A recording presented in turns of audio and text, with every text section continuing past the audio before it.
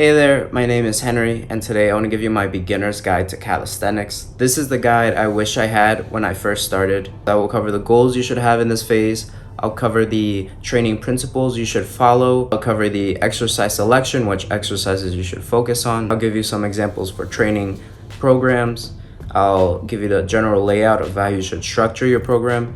And I'll give you a few options for progressively overloading each workout each week.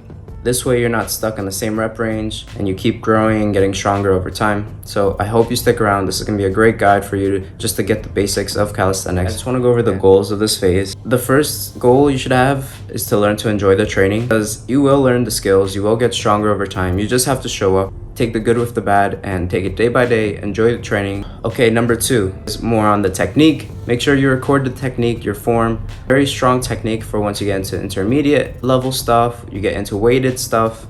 You want your technique to never fail you. Another thing that goes hand in hand with this is you will be strengthening your tendons. When you're focused on technique, you focus on rep, you get the basics down, because the last thing you want is a tendon injury. That takes forever to heal. Focusing on technique will also help you strengthen your tendons. Number 3 is building the base. And by building the base, I mean you want to get good at the main exercises, the main compound movements, high reps, high volume. That way, when you get into more intense, higher weight, lower rep work, your body can handle that intensity. Make sure you're building the base. You try to build as much muscle as you can in this beginner phase, especially since beginners recover very fast. Don't neglect building the base. Get comfortable with the high volume stuff, high repetition stuff. And number 4, get comfortable with the basic skills. Don't try to do anything too advanced right away. Learn the handstand, learn a back lever, a bent arm lever. This is gonna be the entryway into like intermediate skills, the advanced skills. So just get comfortable with them. By doing the easier skills, you can learn them pretty quick and your body's gonna become conditioned instead of jumping into something super advanced that can cause injuries. Okay, now let's go over the training principles. These should be the guidelines you follow when making your plan, going through your training sessions. Make sure you keep these things in mind. Keep it simple. This goes hand in hand with the first goal of learning to enjoy it. If the training plan is super complicated, like 10 to 15 exercises, it'll take forever to finish through. You're not gonna enjoy it. You don't need a lot of exercises, 3 to 4 compound movements, some accessories, and as long as you're consistent, you have the right diet, you recover well, your body will adapt quickly. You'll see muscle gains, you'll see strength gains. So keep it simple. That helps you enjoy the training. It helps you keep coming back. See how much you can progress. You will see results. Number 2, progressive overload. Progress the difficulty from workout to workout, week to week. Just try to make the workout slightly harder, and you can do this in various ways. In this video, I'll cover a few of them. I won't cover everything. As long as you're consistent and you do it right, you will see results. Okay, the next one, recovery. Make sure you're sleeping well, eating enough protein for the muscle to rebuild itself, because that's where the strength gains are made, where the muscle gains are made. The muscle is broken down during the workout, but in recovery, that's when you see the results of your work. So make sure you're sleeping well, 7 to 8 hours. I know beginners that you can recover a lot faster, but once you get into intermediate phase, sleep, recovery, that's very important. So make sure you're doing your best to sleep as much as you can and you have enough protein in your diet. Number 4, don't miss reps. Going to failure can be good, but I don't recommend going to failure every workout, every set. As long as you leave 1 to 3 reps in reserve, you push yourself close to failure, you will see results. Missing reps, you won't get anything from that. Enforce bad form, increase risk of injury. So don't constantly go to failure, especially once you get into the intermediate level when you're doing weighted dips or weighted pull-ups. Trying to go close to failure or pushing to failure with heavy weight, you're just gonna fatigue yourself. Your training sessions won't be productive. So don't go to failure for every workout, every session. Go close to failure, 1 to 3 reps. However, if you're doing accessories, you could push a little bit more, because the biceps, your calves, your triceps, they can recover a bit quicker. But for compound movements, I recommend being in that 1 to 3 range. Now, number 5, if you hit a plateau, don't try to just smash through that plateau. Be smart with how you do it. Adjust the volume, adjust the sets, and try to build back up so you can run through that plateau. Trying to go through a plateau without any momentum is very difficult. You can injure yourself and you can just be stuck at the weight for a long time. So don't be stubborn about it. Just drop the ego, drop the weight a bit, drop the reps or adjust the reps and the sets, and try to build back up. If this video has been helpful so far, you could like the video, it helped me a lot. I want to build a community of people who love training, love bodyweight exercises. If you want to join this community, I would love to have you. Thanks for watching, and now let's get back to the video. Now we're getting to one of the important parts, the exercises themselves. So I'm gonna break it down into skills, compounds, and accessories. I'll try to cover as many of them as I can, but these are just the ones I think you definitely need. There are a lot more, but these are the ones in my experience that carry over into the intermediate phases, the advanced phases. First, we'll start off with some basic skills I think you should include in your beginner phase. Handstand, the muscle up, back levers, bend arm levers, pistol squats, and the L-sit. These are just some basic skills if you want to learn skills, and these are the ones I recommend focusing on because they transfer over to more intermediate and advanced skills. Now let's get into the very important exercises that you will base most of your programs on. These are the compound movements. These are the movements that recruit more than one muscle. So you have your pull-up variations. This and the dip are the bread and butter of the programs because you will be doing weighted pull-ups, weighted dips, well into advanced stage. And now the next ones that I recommend focusing on are the inverted rows. This is a great horizontal pull to add to the pull-ups. It makes your back thicker. And then you have your push-ups, you have your decline push-ups, your feet elevated push-ups, you have your triangle diamond push-ups. And now if you want to work your shoulders with just body weight, pike push-ups, they are great. You can start on the floor, feet elevated, feet very close to you, depending on what level you are, and eventually you can do wall assisted handstand push-up, which is one of my favorite shoulder exercise. It mimics the military press with the barbell. It's a very great compound movement for the shoulders. You get a lot of front delt recruitment, so it's ideal if you want to learn like a handstand push-up as well. These are the main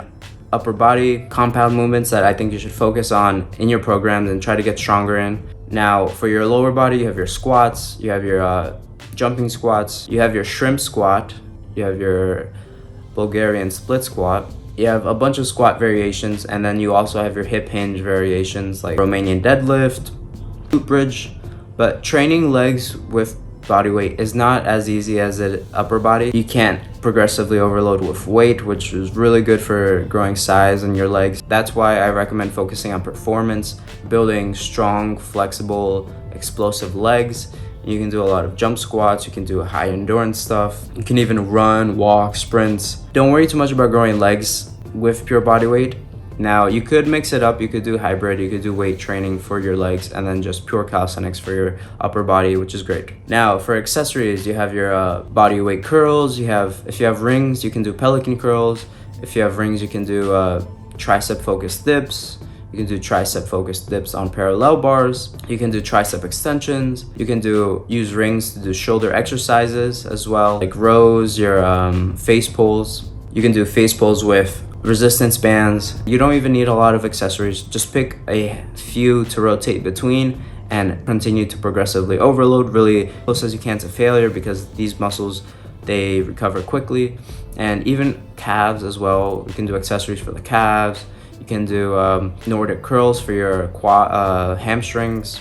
You just have to make sure you're progressing them right. You're pushing as much as you can with these smaller muscles. Try to get as many exercises as I can, but it's gonna be hard to cover all of them, so I covered the ones that I think are most important. Now let's talk about setting up the workout plan. This is gonna be important because how you set the workout plan determines how much growth you see, how strong you get. You don't want to jump around plans every week. You want to make sure you have something that's consistent and you're consistently adding some sort of load to it through either reps, set, making the exercise harder, slower tempo, or even less rest time. I'll go over some options on how you can do it, my favorite options. The first thing to consider is how many times a week can you work out. If you can only work out like 2 to 3 times a week, maybe a full body plan is good for you. And this allows you to do other things like walking daily. You can get some extra steps in. You can do running, jogging. If you have more time on your hands and you want to do 4 to 5 times a week, maybe 6, push-pull legs, that's great. And I think as a beginner, I would recommend push-pull legs or full body.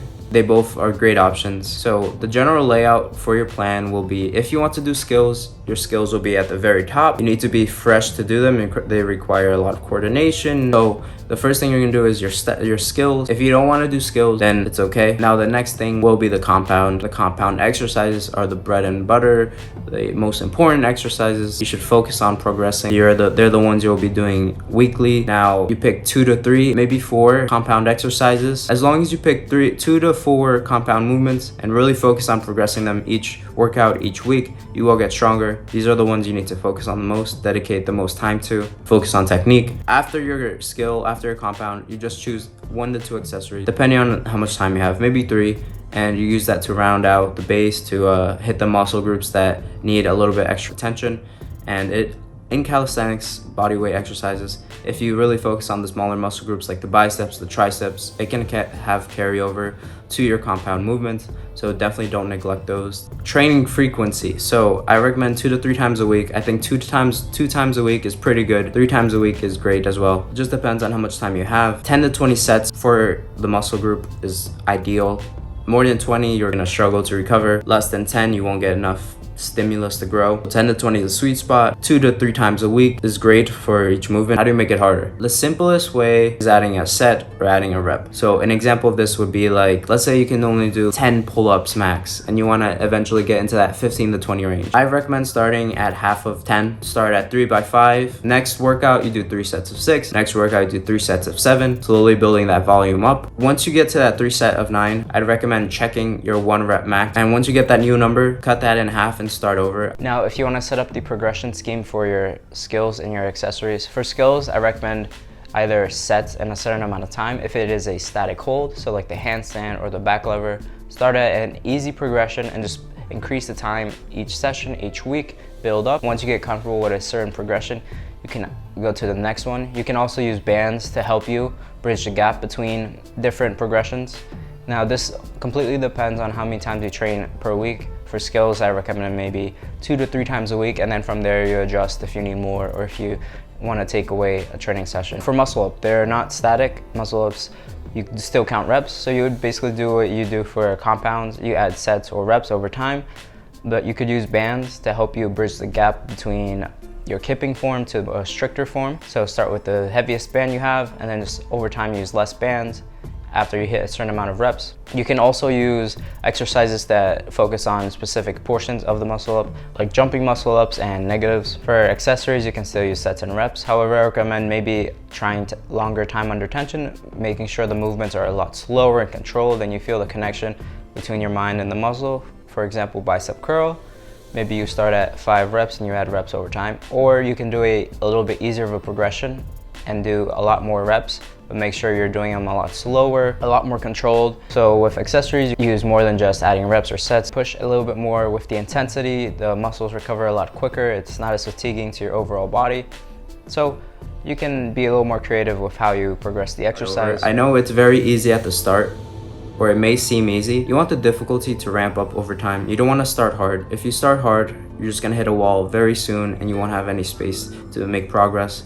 And if it's hard, where can you go from there? Start at a set and rep that is not too easy, but not too hard, where you finish it and you feel like you got a good workout in, but there's also room to improve the next time. Make small jumps, especially since you want to focus on technique and form. And if you want to make it feel a little bit harder, you can also do slow controlled reps. That can add to difficulty. So adding reps is a great way of making it harder. Once you hit that wall, once it gets a bit hard, it's okay to take a step back.